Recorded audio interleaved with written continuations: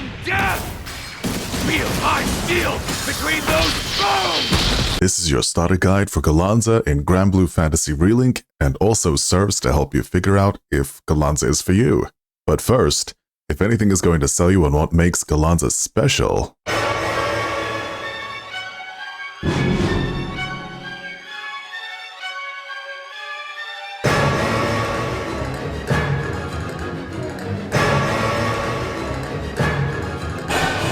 before you skip ahead, like with all spotlights I'll be uploading, damage numbers shown are not representative of a character's potential due to factors such as weapon enhancements, summons, and gear.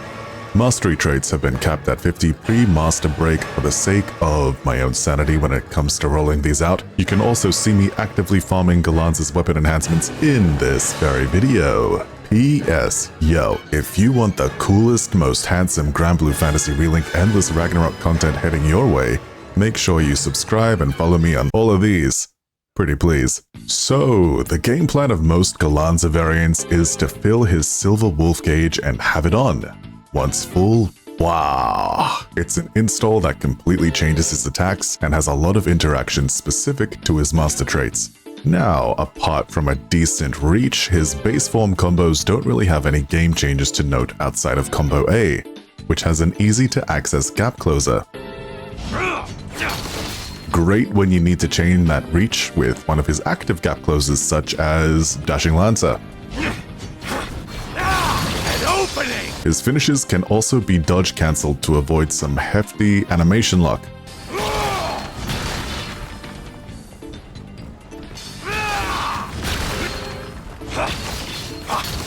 Attacks fill his gauge. This includes his Turbine, with landing finishes chunking it up even faster. Upon triggering his transformation, this will cause unavoidable animation lock unless you miraculously have a link attack to link into. Try not to fuss over the timing. In most cases, what matters is being in the mode itself, because that's where all the good stuff is. We'll check that out in a second. First, we have to talk about his Turbine. Charging a basic Turbine sends Gallanza into a spin-to-win frenzy.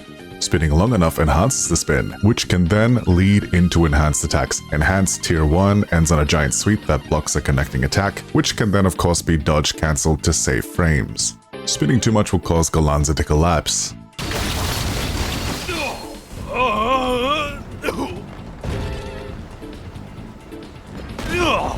Now let's activate that full gauge. His basic attack now has him bouncing that spear into his enemies. This chases targets really well, will occasionally safely avoid mechanics due to the rapid repositioning, which altogether make Gallanza an absolute pressure monster. But it doesn't end there. If you land a bounce on an enemy, you can perfect chain it into another. Hitting enough of those allows Gal to immediately enter into a double enhanced Turbine, which of course leads into that next big hit. And more on Turbine. In Deathmatch Finale, it can now be enhanced twice, the ender now being a heavy vertical slam that does huge damage. Yes, this one also blocks the first attack its first hit connects to. You can also wind up that first Turbine a lot faster.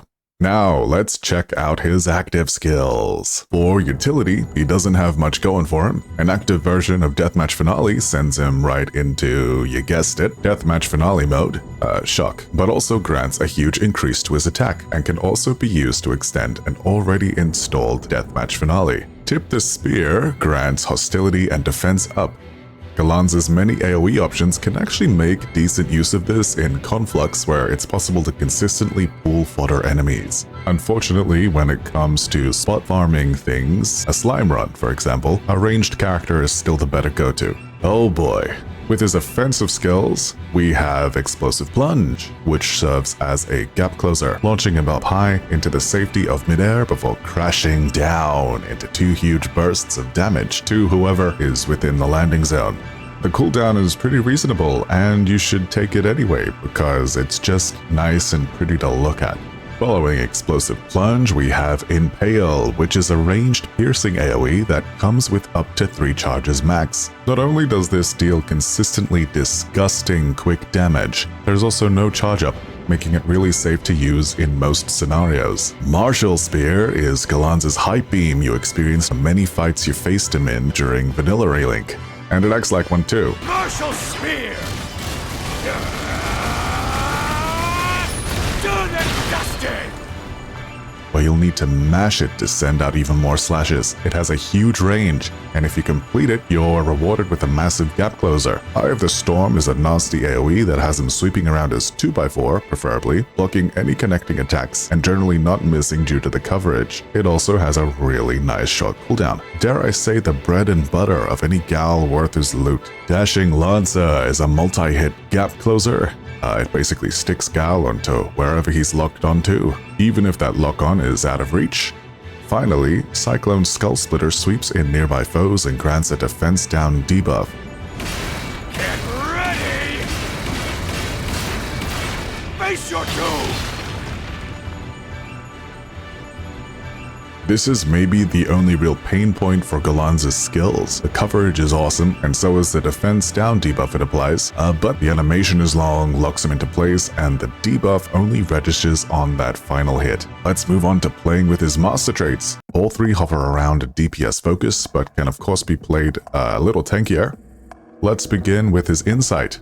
Insight Extreme Deathmatch is all about quickly entering Deathmatch Finale, making it last and taking it to its limits. It also enhances his combo damage. Filling his gauge now also grants Daredevil, which skyrockets his DPS at the cost of defense while the install is active. He'll lose his install upon taking up damage. Of course, dodging and perfect guard completely subvert this. Enhanced Tip of the Spear can help last through a lack of cascade sigils, and gear-wise you can take defensive options such as more health and raw defense to curb that self-debuff and those fall-offs. Losing your install doesn't really matter with Extreme Deathmatch, as you can get it back pretty quickly, or take the active version of Deathmatch Finale as a free-to-use panic button. As you're probably putting together, this master trait strikes a nice balance of gameplay and big moments without any unique mechanics really overwhelming one another.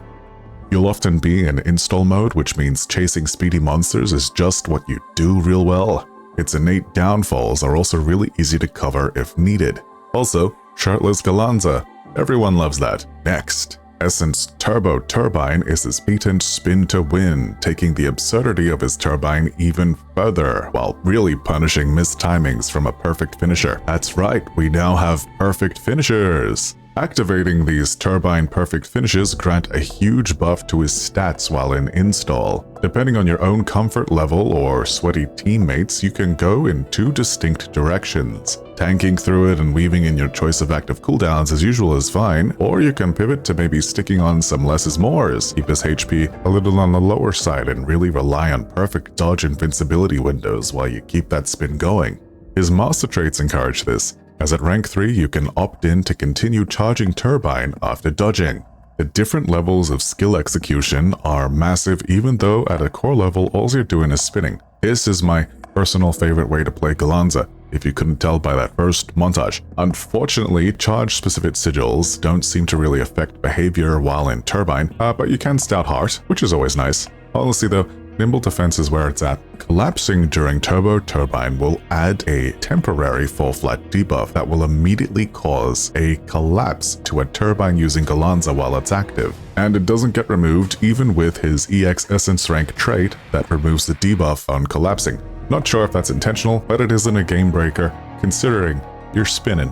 Alright, Crux Put on a Show is where Gallanza can truly go all in on his extremely flashy abilities. This is your Cascade Quick Cooldowns master trait that all crewmates seem to share, but it doesn't come without its own little spark of joy and flair. You can start stacking Wild Showman upon landing a skill, granting a skill damage cap plus an attack buff up to a level of 10.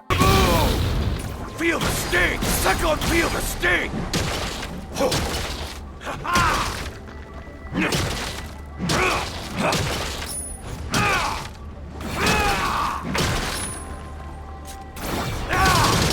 Chew on this! Is that all you got? Perish! When maxed, Fall before Gallanza! yeah, a super stylish execute move replaces any equipped skills. Very Xantets, very Odin, very let's go! Crux isn't without its major flaws. If you enter into critical state, you immediately lose all stacks of Wild Showman. Suck on this! This is extremely punishing because that's 10 more skills you'll have to land. Additionally, Gao's lengthy skill animations don't count as multiple skills, the exception being charges of Impale, which at full capacity can quickly grant 3, before you're left to deal with the cooldowns. This will sway you from choosing things like his Hyper Beam, Martial Spear, over other options that'll cap those stacks faster. There's a style rank perk that helps lower cooldowns upon landing finishers by quite a substantial amount, but is relatively inaccessible during the install that removes his finishes. Thankfully, to compensate, there are huge damage cap options available for when in Deathmatch Finale. And all that is pretty much everything Gao at his basics. He's a very selfish DPS that punishes poor decision-making and timing, but has some extremely fun mechanics to play around with and some high payoff depending on your choice and execution of his master traits. Until next time, that's it from me, and that's it from this video. There will certainly be more. Thank you for watching, hope you're well, and you got this.